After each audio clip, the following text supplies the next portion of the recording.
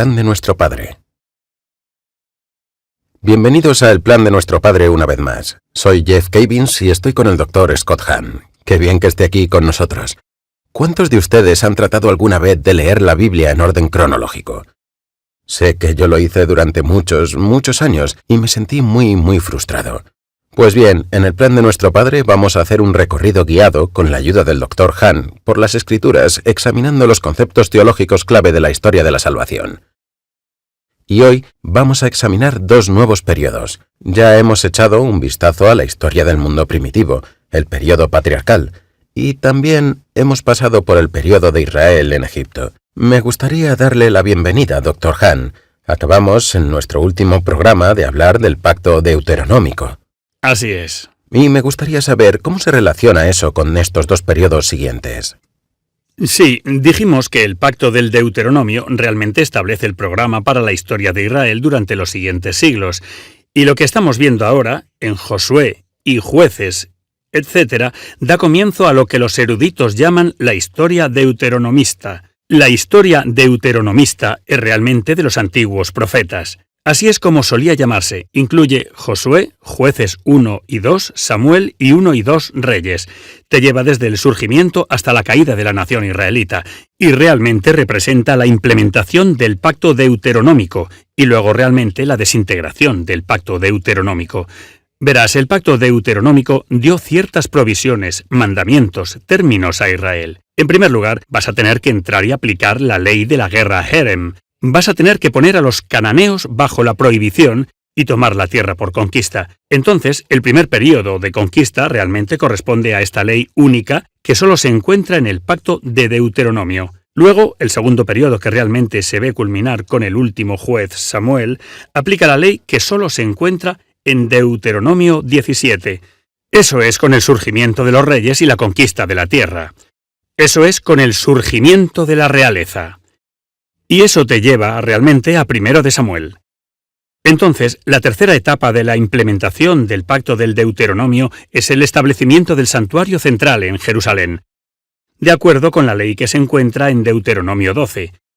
Con esa etapa final, con esa tercera etapa realizada, se tiene realmente el despliegue completo del pacto deuteronómico en el antiguo Israel. Y entonces se pone en marcha y la monarquía comienza a derrumbarse, como veremos en unos pocos programas. Pero el pacto del Deuteronomio realmente prepara el escenario para mucho de lo que tenemos que abordar en estos libros: Josué, Jueces 1 y 2 de Samuel y 1 y 2 de Reyes. Para dar a nuestros televidentes un poco de perspectiva, hemos cubierto el libro del Génesis, hemos cubierto el libro del Éxodo, hemos cubierto el libro de los Números, y ahora pasamos al cuarto y quinto libros históricos. Y estos son el libro de Josué y el libro de Números. Y este es el periodo de la historia, esta conquista de Canaán, que está entre toda esta Pascua, el evento del Éxodo y el rey David. Son realmente los dos libros intermedios. Correcto. Josué y Jueces nos dan la transición entre el Deuteronomio y el establecimiento del Imperio Davídico.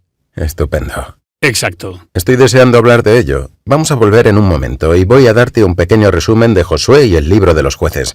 Y luego, después de eso, el Dr. Hahn explorará algunos conceptos teológicos más y compartirá con nosotros. Lo espero con impaciencia, así que volveremos justo después de esto. Right after this.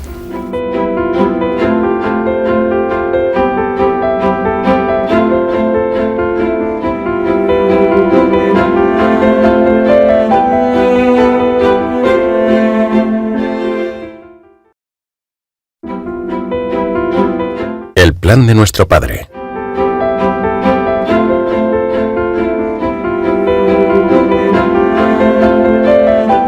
Bienvenidos de nuevo a El plan de nuestro Padre. Leyendo a través de las Escrituras vamos a entrar en un par de libros nuevos en este programa en particular. Si miran el gráfico a mi izquierda, hasta ahora hemos cubierto el libro del Génesis y hemos cubierto el libro del Éxodo, y en el último segmento hablamos del libro de los Números. Bueno, ahora vamos a entrar en Josué y Jueces. Son el cuarto y el quinto libro histórico, si queremos leer la Biblia en orden cronológico. El libro de los Números realmente comienza con los hijos de Israel en el lado oriental del Jordán, y el Dr. Hahn hizo un maravilloso trabajo explicando el Deuteronomio y cómo encaja en todo este escenario. Es realmente un segundo pacto que tiene lugar después del monte Sinaí. El libro de Josué comienza con los hijos de Israel a punto de cruzar el Jordán.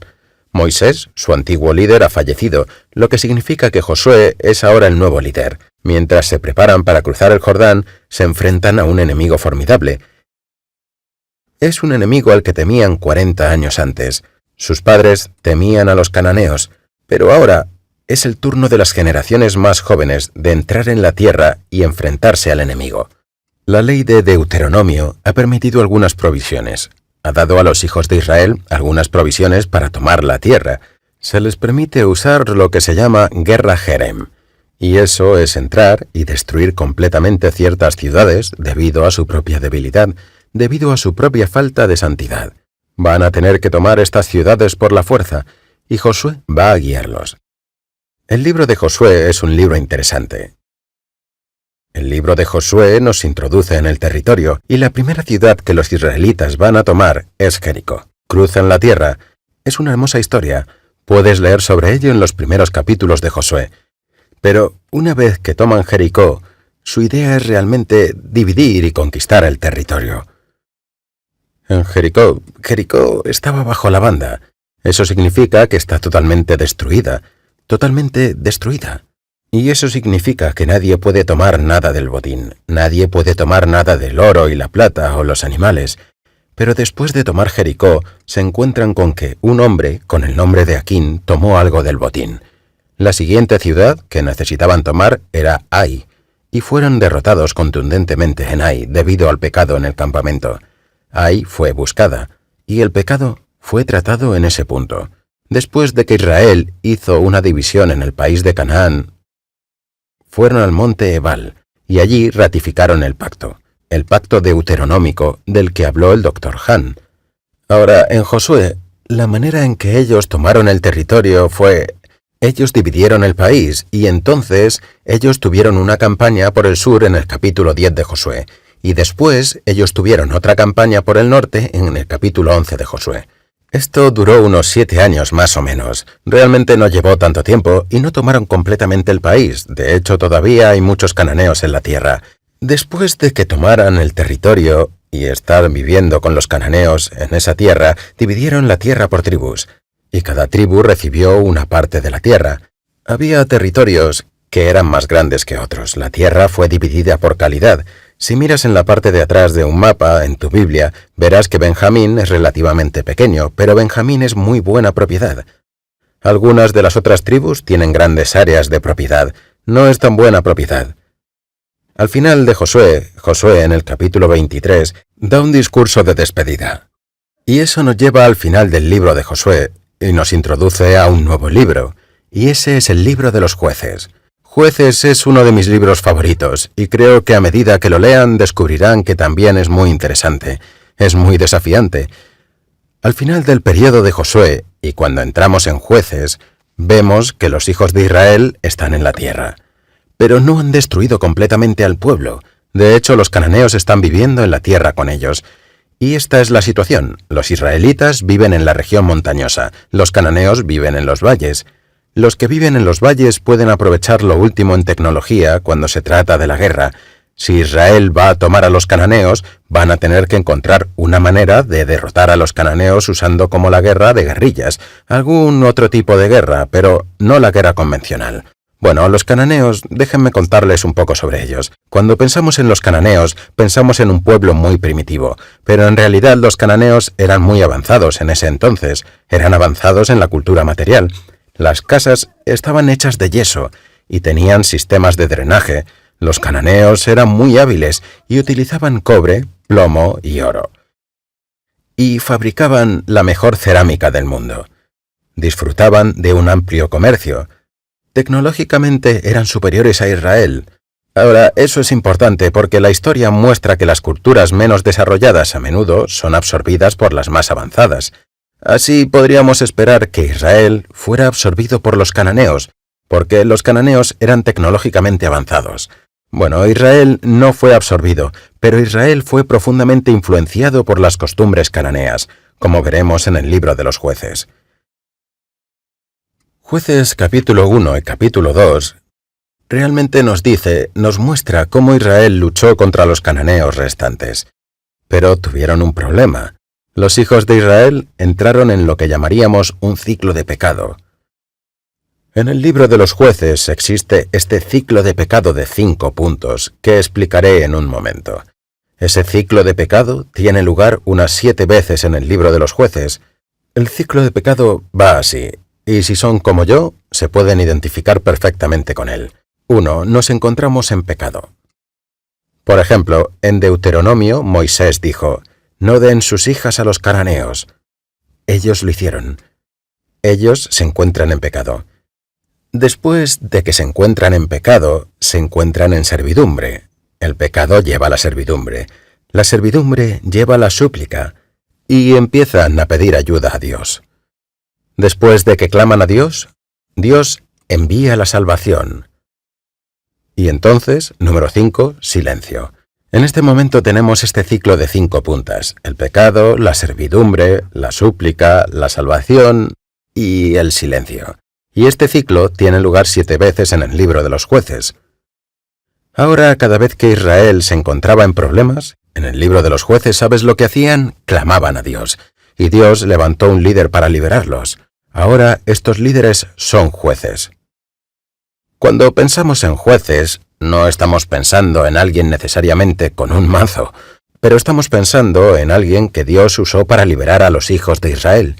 Miren detrás de mí en el gráfico de la línea del tiempo. Verán que durante el periodo de los jueces hay 12 jueces en el libro. Hay 6 jueces mayores y hay 6 jueces menores. Algunos de los nombres les sonarán. Tenemos a Débora, la única mujer juez de los 12. Tenemos a Gedeón, que luchó contra los madianitas. También tenemos a Sansón, un juez muy famoso, y el Dr. Han va a hablar de ese juez dentro de unos minutos. Otro punto que me gustaría destacar es que, mientras se lee el libro de los jueces, es muy importante leer el libro de Ruth junto con jueces. Si miran en la tabla detrás de mí, los 14 libros cronológicos de la historia bíblica, verán que durante el libro de los jueces hemos listado el libro de Ruth. En su gráfico, eso significa que el libro de Ruth realmente debe ser leído y entendido en medio de jueces. El libro de Ruth es una hermosa historia, una maravillosa historia sobre una joven llamada Ruth. La historia es la siguiente. Un hombre llamado Elimelec y su mujer Noemí, israelitas de Belén, tienen 2 hijos llamados Malón y Quilión. Hay una hambruna en la tierra de Israel, y se encuentran yendo a Moab. Y cuando van a Moab, conocen a 2 muchachas llamadas Ruth y Orfa. Ellas son moabitas. Bueno, los hijos de Elimelec y Noemí se casan con estas 2 chicas. Elimelec muere. Los 2 hijos mueren, después de 10 años de vivir en Moab. Y entonces, Ruth regresa a Israel con Noemí. Y conoce a un hombre llamado Bus, que se convierte en su pariente redentor. Ahora, Bus y Ruth terminarán casándose, y tendrán hijos. ¿Y sabes quiénes son Ruth y Bus? Son los bisabuelos de David. Y así es un contraste interesante. Tenemos el libro de los jueces. Los hijos de Israel, que se supone que sirven al único Dios, abandonan al único Dios y sirven a muchos. Y en medio de esa historia tenemos la historia de Ruth, una moabita que abandona a los dioses de Moab, Baal, y viene a Canaán y adora al único Dios verdadero. Así que cuando lees estos 2 libros juntos, realmente tienen mucho sentido. Bueno, volveremos en un momento y vamos a investigar a Josué y Jueces con el Dr. Han. Así que adelante, tomen su Biblia. Ábranla en Josué, ábranla por el libro de los jueces y vamos a investigarlo juntos. Volvemos enseguida. We'll be right back.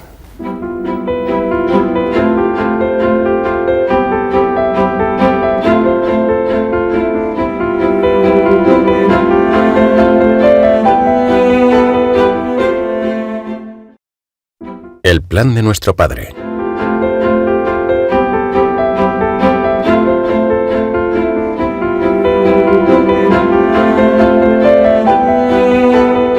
Bienvenidos a El plan de nuestro Padre, otro segmento del plan de nuestro Padre donde estamos hablando de la Biblia. Soy Jeff Cavins junto al Dr. Scott Hahn. Es bueno tenerle de nuevo con nosotros. Me alegra estar aquí. En este momento estamos en medio de nuestro estudio de la Biblia. Hemos leído el libro del Génesis, hemos leído el libro del Éxodo y Números, y la última vez hablamos del Deuteronomio. Estamos a punto de entrar en el debate sobre Josué y Jueces. ¿Por qué no nos hace un pequeño puente entre el pacto deuteronómico y este periodo? Bien, lo mencionamos en la introducción del programa, pero creo que tengo que explicarlo un poco más porque la gente que lee esta parte de las Escrituras a menudo se confunde. Hablamos de la singularidad del pacto del Deuteronomio la última vez, como hay ciertas leyes que se encuentran en Deuteronomio, pero no en el pacto anterior hecho en el Sinaí con la primera generación, 40 años antes. ¿Qué es entonces el pacto del Deuteronomio?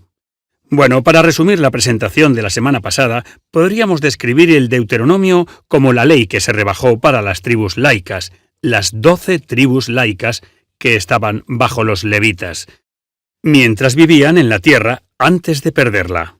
Este fue un recurso que utilicé para mis alumnos el semestre pasado, simplemente para unir todas las características únicas de este pacto deuteronómico, porque realmente es una especie de trampolín para el futuro de Israel.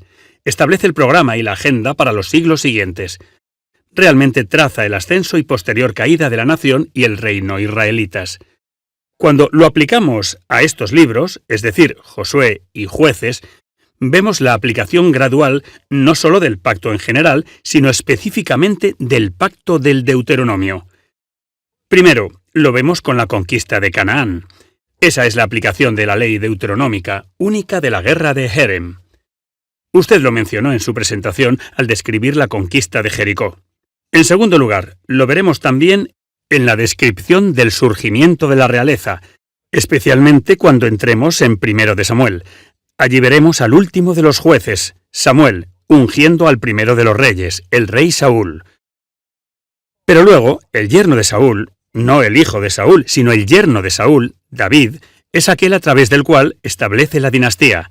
Y el hijo de David implementará entonces la tercera y última etapa del pacto deuteronómico, a saber, el santuario central que se estipula en Deuteronomio 12. Con esa tercera etapa, el pacto deuteronómico está realmente en su lugar plenamente, y es entonces cuando el pacto de Fines también se desencadena realmente, porque entonces un gran descendiente de Fines, llamado Zadoc, se convertirá en sumo sacerdote, pero entraremos en todo eso más adelante. Volvamos de nuevo al libro de Josué. Hablaste de cómo está dividido en 3 partes. Eso es realmente crítico, porque, una vez más, si nos acercamos a un libro como Josué, que conocemos y que la mayoría de la gente no conoce muy bien, tenemos que entenderlo. La mejor manera de entenderlo es decir, Josué 1:12, la conquista, Josué 13:21, la distribución de la tierra a las 12 tribus. Luego, en los capítulos finales de Josué, Josué 22, 23, 24, Josué renueva el pacto con Israel. Sin embargo, un estudio minucioso de esos 3 últimos capítulos, 22-24, revela que el pacto que Josué renueva lo hace con cierta renuencia, y la razón es que el pacto es el pacto deuteronómico. Está renovando el pacto, que aún mantiene esa ley inferior para las 12 tribus laicas. Pero si tienes en cuenta esa triple división, entender Josué te resultará mucho más fácil. Ahora también me gustaría señalar algunas de las características centrales de los primeros capítulos de Josué. Escuché tu magistral resumen de la conquista de Jericó, y señalaste que Jericó no era una ciudad cualquiera. Realmente era una fortaleza allí en Canaán que estaba céntrica y estratégicamente ubicada. Y así, con la conquista de esa ciudad, ves al Señor enviando ondas de choque a través de Canaán. Porque una vez que los cananeos escuchan que una ciudad tan fuerte como Jericó ha caído, saben que es mejor tomar a estos recién llegados muy en serio. Pero creo que es bueno regresar por un segundo y considerar exactamente cómo Dios le ordenó a Josué conquistar Jericó, porque ahí encontraremos algo muy revelador acerca del plan de nuestro Padre. ¿Por qué no retrocedemos un momento por el bien de nuestros televidentes? Esta es la segunda generación, Esto es después del pecado de Baal-peor en el libro de Números 25. Correcto. Esto es después de haber recibido un segundo pacto. Correcto, Deuteronomio. Están estacionados en las llanuras de Moab, están listos para entrar. No han estado en la tierra por siglos. Así es. De acuerdo.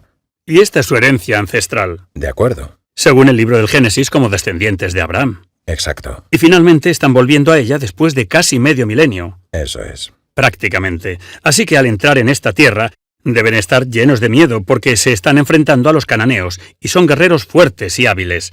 Pero no se enfrentan a cualquier ciudad cananea. Están escogiendo a Jericó. Ahora, ¿cómo tienen una oportunidad? Bueno, las leyes dadas por el Señor a Josué son muy específicas. Los levitas deben liderar a las 12 tribus en la batalla, y el Arca de la Alianza, el objeto más sagrado del antiguo Israel, debe ir por delante de los levitas. ¿Qué es el Arca de la Alianza? El Arca de la Alianza era esta caja hecha de madera de acacia recubierta de oro, y los querubines la cubrían. Pero dentro de esta caja sagrada, esta caja de oro, estaban las tablas de piedra en las que Dios había inscrito los 10 mandamientos. También estaba el maná del período del desierto. También tenías el propio bastón de jefe tribal de Aarón, que había florecido. Y todo eso estaba guardado para mostrar la santidad de este objeto, el Arca de la Alianza. Entonces, el Arca de la Alianza iba primero, luego los levitas iban en segundo lugar, y luego las 12 tribus seguían a los levitas. Y caminaban alrededor, marchaban alrededor de la ciudad durante 7 días, una vez cada día hasta el 7º día. Y en el 7º día debían marchar alrededor de la ciudad de Jericó 7 veces. Por lo tanto, no solo se ve el énfasis puesto en el sacerdocio y los levitas, el Arca de la Alianza y el mobiliario sacerdotal sagrado, por así decirlo, sino que también vemos un énfasis puesto en el sábado, y cómo se sigue el patrón del 7º día, y marchando alrededor de la ciudad 7 veces en el 7º día. Todo esto forma parte, no de un plan de batalla militar, sino de una estrategia divina. Porque después de rodearla 7 veces en el 7º día, tocan el shofar, tocan la trompeta, y los muros se derrumban. ¿Te hace preguntarte cómo sonaba aquello? Sí. De hecho, qué coincidencia. Resulta que tengo un shofar aquí conmigo. Es un shofar que recibí en Israel en uno de nuestros viajes. Lo compramos en una ciudad llamada Safed, en el norte de Israel. Y este es el tipo de shofar que imagino que pueden haber soplado. Pero, ya sabes, hemos leído la historia. Hemos oído un poco de la descripción, pero creo que necesitamos escuchar un poco de los sonidos que tuvieron lugar en ese día. Creo que nosotros también. Me gustaría pedirle que sople ese shofar. Temía que me pidieras que lo hiciera. Déjame intentarlo. Just give it a try. Es lo mejor que puedo hacer. No es tan fácil. No es una trompeta. ¿Y lo que pasó después? Dios tuvo que estar involucrado. Si ese es todo el sonido que salió de esas trompetas, Dios tuvo que estar en esto. Sí, bueno, también podría ver a los habitantes de Jericó tapándose los oídos y corriendo a esconderse si sonara como yo acabo de hacerlo. Pero ya sabes, es interesante solo para dibujar esto juntos. Porque esto no es un plan de batalla ordinaria. Esta no es una estrategia típica. ¿Por qué Dios lo haría de esta manera? Bueno, creo que hay 2 lecciones objetivas para Israel. En primer lugar, mostrar a Israel que la batalla es del Señor, y que la victoria no se va a lograr por medios militares naturales, sino por medios sobrenaturales, sagrados y sacerdotales. Por lo tanto, no es solo encontrar a los tiradores afilados y ponerlos en lugares altos. No es solo conseguir que los comandantes pongan sus tropas en zonas estratégicas. Es el Arca de la Alianza. Son los sacerdotes levitas. Es el sábado siendo honrado. Es el Señor yendo delante de su pueblo. La batalla es del Señor. Pero no es solo eso. Las 12 tribus habrían visto caer esta fortaleza cananea antes de que los levitas tocaran la trompeta. Y esto habría hecho una cosa por esas 12 tribus. Habría fortalecido grandemente su confianza en el liderazgo de los levitas. Y también habría transmitido a las 12 tribus, de parte de Dios, este mensaje que su poder está en su sacerdocio. Y este sacerdocio... Eso está bien. Es lo que perdiste. En el Becerro de Oro, 40 años antes y recientemente en las llanuras de Moab, al querer ser como todas las otras naciones y no decir sí a mi llamado como tu padre, a ti, mi hijo primogénito, para ser un sacerdocio real, un reino de sacerdotes ministrando a las naciones la verdad de mi ley. Eso es tan bueno, porque esa segunda generación, al ver los muros derrumbarse a la explosión de los levitas, están pensando para sí mismos, ese pude haber sido yo. Sí. Es como ver un partido de béisbol, ¿sabes? Y ves a los pros, ese pude haber sido yo. Pero eso es realmente bueno. Así que, aquí en Josué 6, Jericó cae, y también mencionaste la lapidación, el castigo de Acán. Y luego, cuando llegamos a Josué 8, encontramos algo muy significativo, cuyo significado a veces es pasado por alto por la gente, que no ha hecho esta conexión entre Deuteronomio y Josué, porque al final del Deuteronomio, como vimos la última vez, Moisés describió cómo se estructuraría el pacto deuteronómico, pero nunca ratificó el pacto, solo les dio el pacto.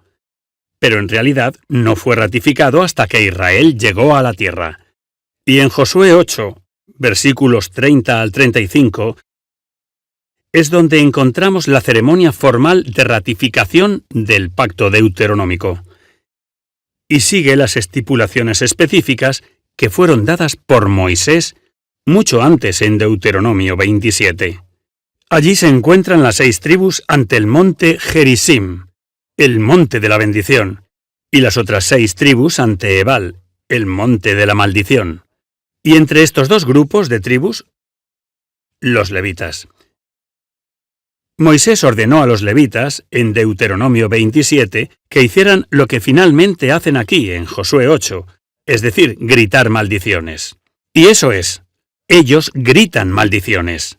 Estas maldiciones son gritadas por los levitas, 12 de ellos, y después de cada una, las tribus gritan, ¡Amén! ¿Por qué gritarían amén? Bueno, un poco de investigación sobre el significado de la palabra hebrea amén, literalmente muestra que esta es la forma en que se sellaba un juramento de pacto. Ya sabes, que Dios me ayude. Pero, como comentamos hace unas semanas, un juramento de pacto también implica un automaldecirse condicional. Me condenaré si no aprovecho la ayuda que Dios me da. Así pues, aquí el pacto del Deuteronomio está siendo ratificado por los levitas sobre las 12 tribus en lo que los eruditos llaman una ceremonia de maldición, porque hay 12 maldiciones gritadas, pero sin bendiciones paralelas anunciadas. Son solo las maldiciones. Es una advertencia muy severa a las 12 tribus. Recuerden quiénes son. Recuerden lo que no son. Recuerden lo que Dios los llamó a ser, lo que declinaron por su desobediencia. Y los levitas son realmente apropiados para administrar este pacto, porque justo después de Jericó, imagínate lo alto que debe haber sido su stock en Israel. Ya sabes, en ese momento. Así que los levitas realmente han sido confirmados en su autoridad para ratificar el pacto de Deuteronomio con las 12 tribus. Y sin embargo, en el libro de los jueces, del que hablaremos en unos minutos, vemos que hay corrupción entre los levitas. Sin ninguna duda. Y hablaremos de eso, pero al leer el resto de Josué, hay un versículo famoso. De hecho, si entras en las casas de algunas personas, lo verás en una placa en la pared. Viene de Josué 24, donde la palabra de Dios dice: «Y si os parece mal servir al Señor, escogeos hoy a quien sirváis. Si a los dioses de a quienes sirvieron vuestros padres, que estaban al otro lado del río, o a los dioses de los amorreos, en cuya tierra vivís. Pero en cuanto a mí y a mi casa, serviremos al Señor». Ahora bien, parece que hay otra ceremonia de alianza o un proceso de renovación que tiene lugar en el capítulo 24. ¿Cómo se compara con el capítulo 8, donde tenemos la ratificación del pacto deuteronómico? Sí, es una buena pregunta, porque en el capítulo 8 se ratificó el pacto deuteronómico, aparentemente con el propósito de llamar a Israel a un arrepentimiento más profundo, dándoles otra oportunidad de reconocer su pecaminosidad, de reconocer su necesidad de la gracia divina y de pedirla, y de ser elevados de nuevo a la santidad, de nuevo al servicio sacerdotal real a las naciones y bajo Dios. Pero desde Josué 9 hasta Josué 21 vemos un grupo realmente ordenado. Quiero decir, estas 12 tribus son un grupo variopinto, son como Estados Unidos. Son como cualquier otra nación en muchos aspectos.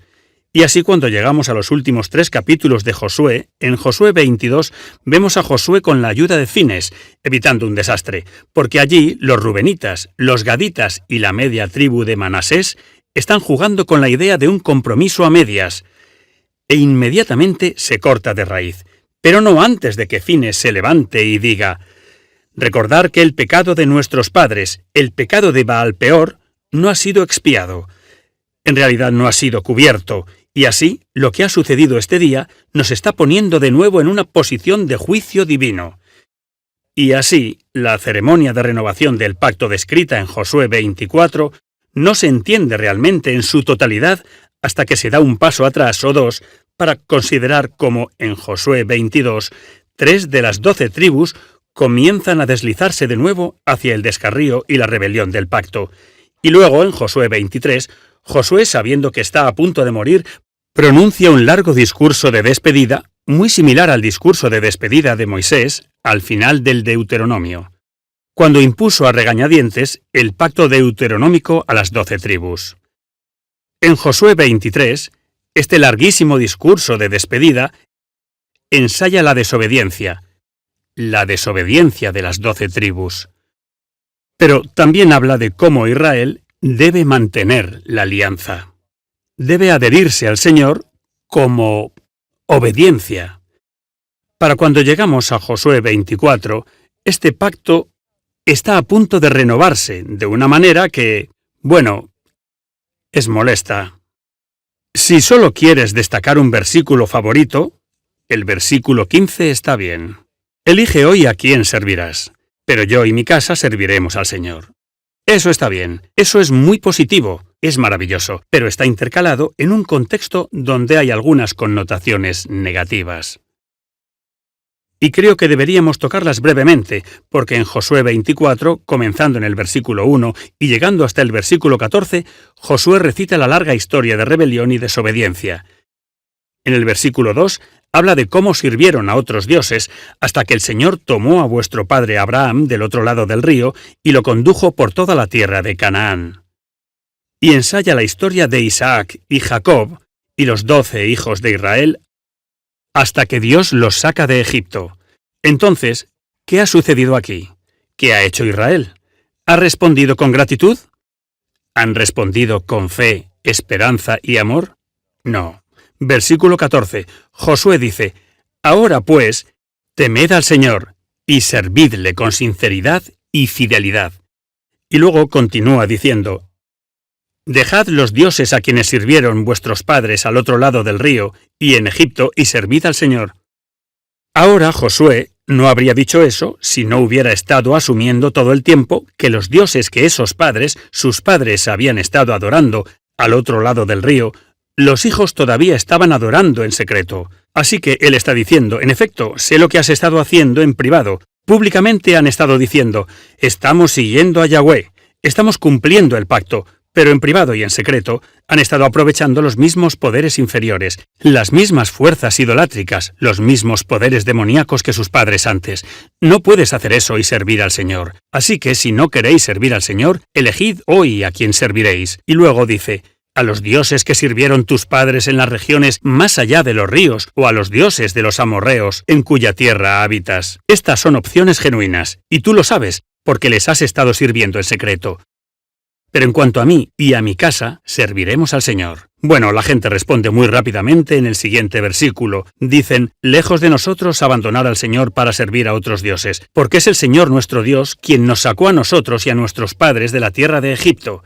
Y siguen describiendo cómo el Señor expulsó a nuestros enemigos. El Señor nos ha dado esta tierra, así que nosotros también serviremos al Señor. Versículo 18. Y luego, versículo 19, Josué vuelve de nuevo de una manera sorprendente.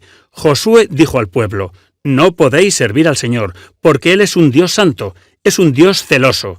No perdonará vuestras transgresiones ni vuestros pecados, si abandonáis al Señor y servís a dioses extranjeros. Se volverá y os hará mal y os consumirá después de haberos hecho bien. En otras palabras, el arrepentimiento a medias es algo peligroso.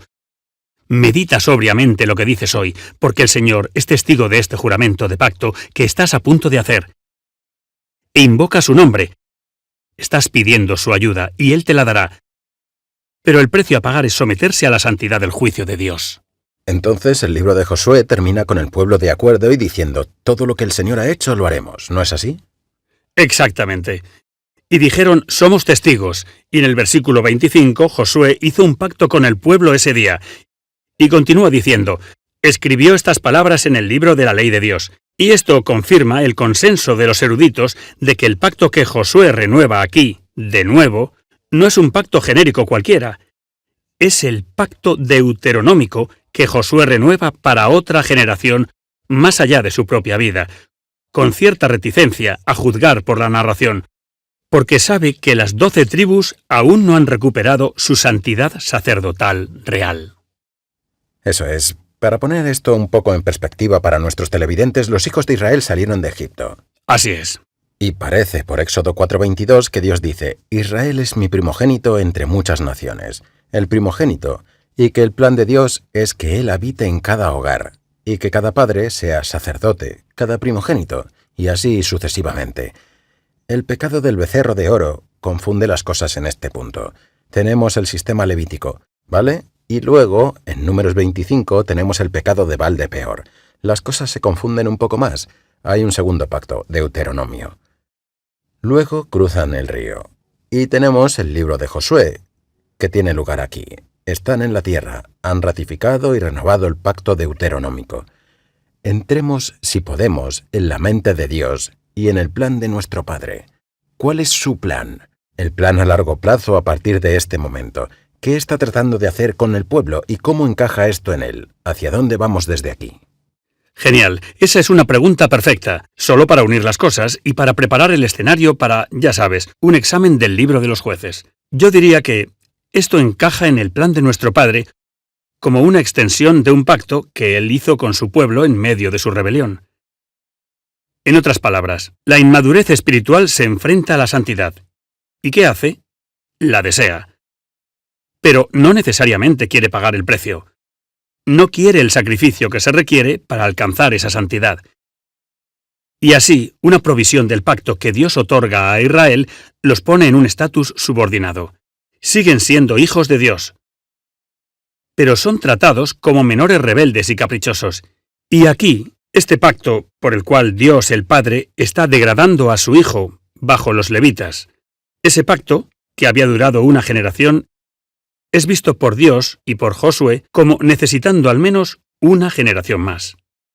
Y de hecho, vamos a ver más de una a su debido tiempo. Pero creo que sería un buen momento ahora para tomar un descanso y volveremos y abordaremos el libro de los jueces. Genial. Great.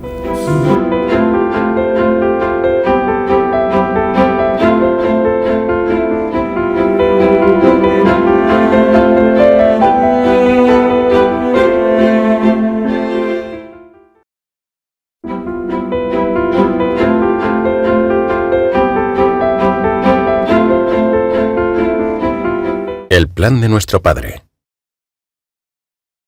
Bienvenidos de nuevo a El plan de nuestro Padre. Jeff Cavins con ustedes, con el Dr. Scott Hahn. Este enfoque cronológico de la Biblia es una parte esencial para comprender el significado teológico de las Escrituras. Por eso creo que la complementariedad de estos dos enfoques es esencial. Es la manera de captar realmente el mensaje de la Biblia. Bueno, muchos de ustedes estudian las Escrituras en profundidad, pero estudiar las Escrituras presupone que usted sabe cómo leer las Escrituras. Yo sé que ustedes sí, pero me he topado con tanta gente que no sabe cómo navegar a través de la Biblia. Ah, sí. Y eso es realmente lo que queremos ayudar a hacer a la gente, y darles algunas ideas para que puedan comprender el plan de nuestro Padre. Me llevó años, me llevó bastante. Me llevó bastantes años, lo dejamos con el libro de Josué, y al final de Josué, la gente parecía decirle a Josué, todo lo que diga el Señor lo haremos. Pero usted mira en el libro de los jueces, Dr. Hahn, y se ve de inmediato un pueblo que acaba de caer. Hay 7 de estos ciclos donde el pueblo sigue cayendo y cayendo y cayendo, y Dios tiene que levantarlos. ¿Qué ocurre aquí? Sí, cuando lees el libro de los jueces, ves en los primeros 16 capítulos algunas descripciones bastante sombrías de acontecimientos que no deberían haber tenido lugar. Israel no debería haber caído, como lo hizo una y otra vez. También hiciste un buen trabajo al resumir este ciclo. Hiciste hincapié en cómo primero se produce la caída de Israel por el pecado, y como consecuencia, una vez que caes en la esclavitud moral y espiritual del pecado, le sigue la esclavitud política. Por lo tanto, la servidumbre sigue en los talones de eso.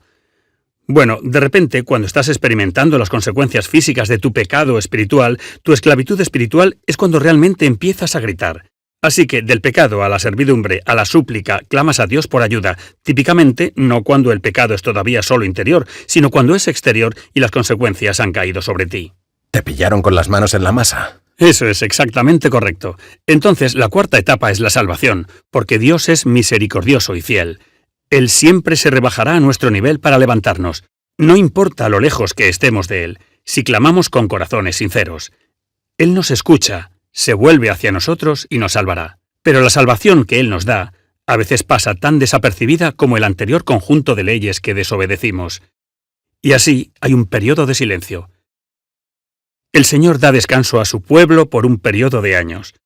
Pueden ser 40, o pueden ser más o menos, pero típicamente en ese periodo los corazones comienzan a crecer flácidos otra vez. La rebeldía comienza una vez más. Ahora miras eso y piensas, «Wow, ¿cómo pueden ser así?» Lo sé. Hasta que te mires a ti mismo, y no solo a ti mismo. Creo que es útil, desde una perspectiva espiritual o profética, recoger aquí un fragmento de sabiduría de los primeros padres de la Iglesia, porque hasta ahora hemos hecho hincapié en lo que Adán es para cada persona. Israel es para cada nación una especie de representante. Adán es el primogénito de todos los hijos e hijas de Dios. Pues bien, Israel tiene esa condición de primogénito entre todas las naciones, y por lo tanto, son llamados por el Señor para servir como marcadores de paso, un modelo a seguir. Ellos deben recibir la palabra de Dios primero, vivirla y mostrar obediencia y bendición a las naciones para atraer a la nación, para atraerlos a los caminos del Señor. Pero lo que le pasa a Israel no solo le pasa a Israel. El Antiguo Testamento nos da una imagen muy clara de lo que le sucede a una nación, la nación primogénita, Israel, hasta la llegada de la nueva alianza. Pero desde la inauguración del nuevo, lo que ha sucedido es que la palabra de Dios ha llegado a todas las demás naciones, a los gentiles, y al leer el Antiguo Testamento, creo que nosotros, como estadounidenses, al final de un milenio, al final del siglo XX, también podemos descubrir nuestro propio progreso histórico en estas páginas, porque como estadounidenses hemos acogido el Evangelio hasta cierto punto. Cierto. Y hemos recibido la palabra de Dios hasta cierto punto. Usted puede ver cómo Billy Graham, el gran evangelista, fue celebrado por el Congreso recientemente con la medalla más alta, la medalla de oro que fue dada a solo un par de cientos de estadounidenses a través de los años. Entonces, hemos escuchado el Evangelio. Hemos recibido la palabra parcialmente. La hemos obedecido hasta cierto punto. Pero también hemos descubierto el secreto de la obediencia selectiva, que en realidad es una forma sutil de desobediencia. Y ahora en toda nuestra tierra, en una creciente marea de rebeldía, vemos cómo la palabra de Dios exige de nosotros un mayor grado de sacrificio del que estamos dispuestos a dar. Como resultado, ¿qué sucede? Bueno, tenemos pecado. Y ahora nos convertimos en esclavos de los pecados que hemos cometido. Y no me sorprendería que el mensaje del Deuteronomio, si el mensaje de Josué y Jueces no se experimenta de primera mano a través de los castigos que caerán sobre los americanos, Interesante. que han hecho esencialmente lo que hicieron los israelitas, mucho antes. Qué interesante. ¿Por qué no echamos un vistazo a un par de conceptos teológicos que encontramos en el libro de los jueces? Uno de los jueces más famosos es Sansón. Sí. ¿Qué pasa con él? Bueno, la judicatura de Sansón se nos describe en Jueces 13:16. Creo que mucha gente conoce la historia, pero de manera general. Ya sabes, Sansón era el tipo con el pelo largo. Correcto. Y también fue el tipo que se casó con Dalila. Un gran error, ya sabes. Se casó con una mujer filistea, que quería conocer el secreto de su fuerza, porque esa fuerza era la clave para que los israelitas mantuvieran a raya a los filisteos. Bueno, casarse con una mujer filistea no es necesariamente el secreto del éxito cuando estás tratando de mantener a raya a los filisteos. Pero, por más que lo intentó, no pudo descubrir el secreto, hasta que finalmente, a través de su tiempo, lo hizo. Pero, ¿cuál era el secreto? El pelo largo. ¿Por qué? Creo que mucha gente lee esto y dice, ¿no se cortó el pelo y entonces? Si ese fuera el caso, habría un montón de hombres piadosos en los años 70. Así es. Un montón de hippies santos aquí, ya sabes. Pero no creo que esa sea la clave para entender la fuerza de Sansón. La clave para entender la fuerza de Sansón era el voto nazireo, bajo el que Sansón estuvo durante muchos años. Muchos años. Bien, ¿qué es el voto nazareo? Oh, buena pregunta. El voto nazareo se remonta a Números 6:1-21. Recuerde cómo en Números 1:10 usted tenía ciertas leyes que fueron dadas para elevar a los levitas, para convertirse en el nuevo clero de Israel y para degradar a las 12 tribus en los padres de los primogénitos, para que ahora fueran simplemente laicos. Ahora bien, si Dios había deseado originariamente que las 12 tribus fueran sacerdotes reales, y luego, en cambio, se lo había dado solo a los levitas, uno tiene que preguntarse, ¿queda algo para las 12 tribus laicas? ¿Hay alguna manera de restaurarles un sacerdocio parcial?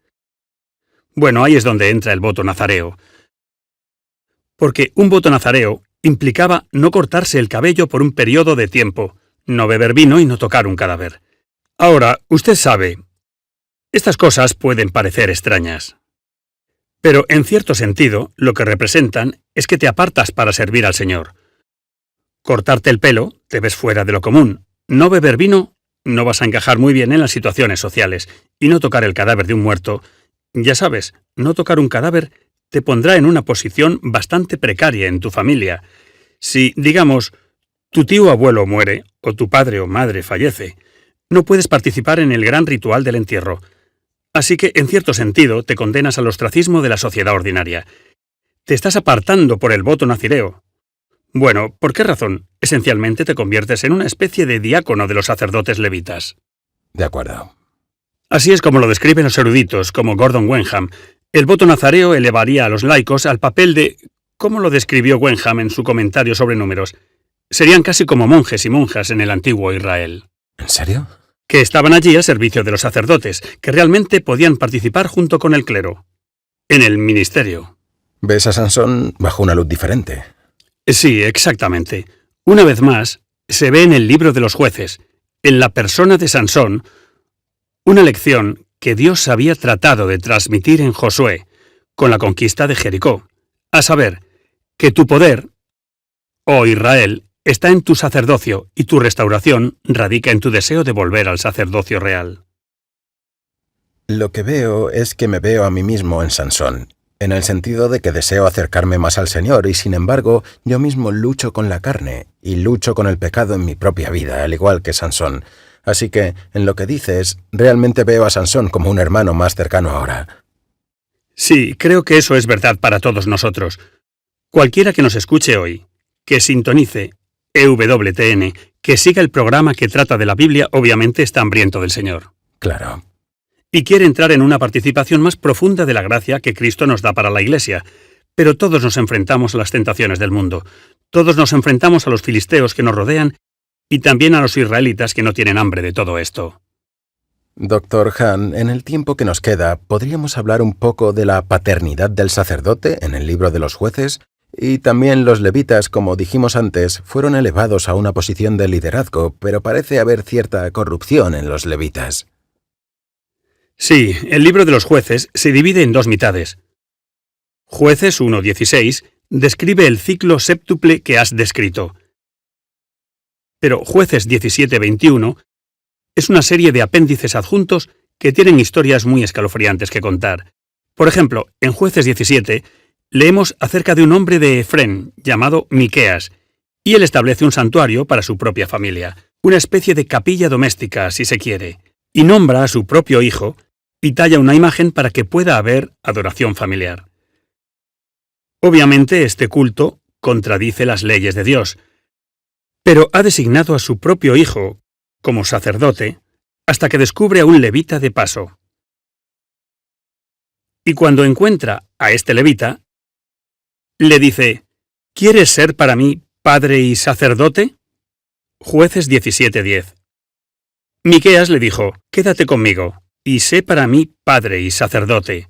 Esto es interesante, porque por un lado vemos a este hombre nombrando sacerdote a su propio hijo, en Jueces 17:1-6. Eso refleja la antigua costumbre patriarcal de que el padre criaría a un hijo, típicamente el primogénito, y tendríamos una religión doméstica siguiendo a la familia natural. Pero desde el becerro de oro, todo eso debía cambiar, y así este hombre, Miqueas, se acomoda a ese cambio cuando ve a un levita que está dispuesto a vender sus servicios al mejor postor. Miqueas le ofrece un trabajo, y el levita vende sus servicios sacerdotales a este hombre como una especie de capellán privado. Bueno, eso no es del todo una buena señal, porque los levitas deben ser sacerdotes siervos que están disponibles para todo Israel, no solo para el hombre que tiene más dinero. Pues la cosa se pone aún peor, porque en Jueces 18 llegan unos danitas y descubren que Miqueas tiene a este levita privado sirviendo como sacerdote doméstico, y le ofrecen aún más. Y como resultado de esto dicen, sé para nosotros un padre y un sacerdote. Espera un segundo, ya hemos oído eso una vez antes. ¿Por qué se harían eco los danitas de lo mismo que dijo Miqueas al levita? Sé para nosotros padre y sacerdote, porque lo que significa ser sacerdote es esencialmente paternidad espiritual. Esto se ve especialmente en el Génesis. Esto es algo que realmente hay que volver a entender hoy, que volviendo al Génesis y al Éxodo, Levítico, Números, Deuteronomio, Josué y aquí en Jueces, ser sacerdote es cumplir con las responsabilidades espirituales de un padre. Por eso la Iglesia da en el clavo cuando afirma la disciplina de Jesús de que el sacerdocio se asigna exclusivamente a los hombres, porque el sacerdocio es paternidad espiritual. Sé para mí padre y sacerdote. Se les escapa de la lengua. Claro. ¿Por qué? Porque en aquel entonces todos entendían que el sacerdocio y la paternidad son dos caras de la misma moneda.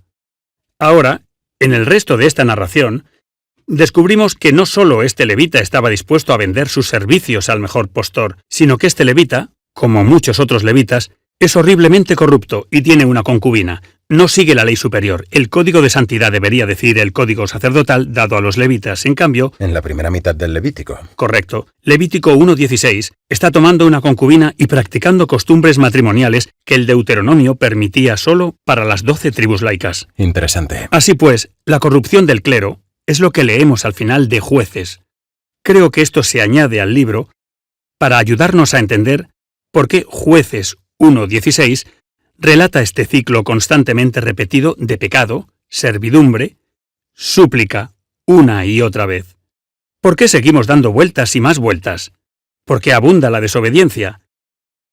La respuesta es, porque los sacerdotes no han alcanzado la santidad. Con la corrupción del clero viene la corrupción del pueblo. Claro. Porque los sacerdotes son como padres espirituales. Entonces las 12 tribus son como hijos espirituales. Muy bien dicho. Y la familia de Dios depende de la santidad de los sacerdotes. Esta es una lección que no es solo aplicable a los tiempos del Antiguo Testamento. Es una llamada para nosotros, en la Iglesia Católica, a rezar por vocaciones santas y dignas, a rezar por los que ahora son sacerdotes, a apoyar y animar a nuestros sacerdotes y animar a nuestros propios hijos a rezar para ver si tienen o no vocación. Buen material. Este es un mensaje de gran esperanza para nosotros también, Sí. pero también una advertencia. Eso es bueno. Se nos ha acabado el tiempo, pero no el material del que hablar. Volveremos y discutiremos mucho más cuando lleguemos a 1 y a 2 Samuel también. Eso está muy bien. Dios los bendiga a todos. Bless you all.